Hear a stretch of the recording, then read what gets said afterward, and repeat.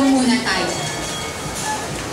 Ang isang pack ng ding-dong green equivalent to 1 ham and cheese, 1 corn tuna, and 1 corn tuna pandesal. Okay? Ang equivalent niya in calories and fat. Kung kumain ka nito, ito ang pwede mong kainin. Kakainin mo ba to? Kung pwede mong kainin to? O, di ba? Parang sirano. Or, next. Or, 1 corn tuna pandesal and 2 ham and cheese.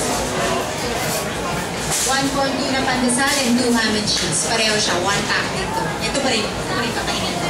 Next. I use Walter Bread's bread and Walter Bread pandesal. Kasi it's lower in salt, in fat, and in sugar. Okay, ito, Nagaraya.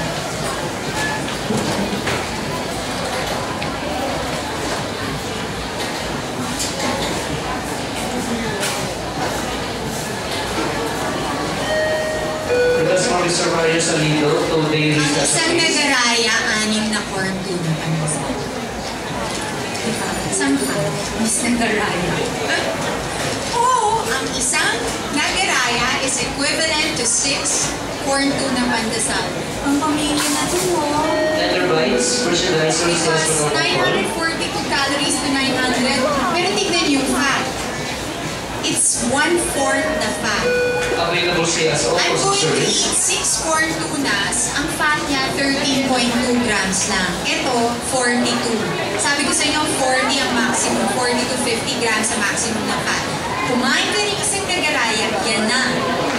So the rest of the day, tulog ka na lang. Kasi hindi na pwedeng kumain ng fat. Pero ito, 13 lang. Alam niyo ba yun?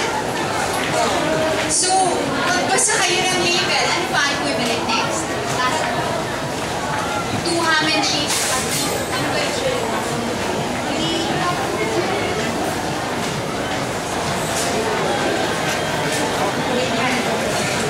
1 pack Nagaraya is 2 ham and cheese. Uy 2 ham and cheese pa yan. 3 corn tuna pandesal.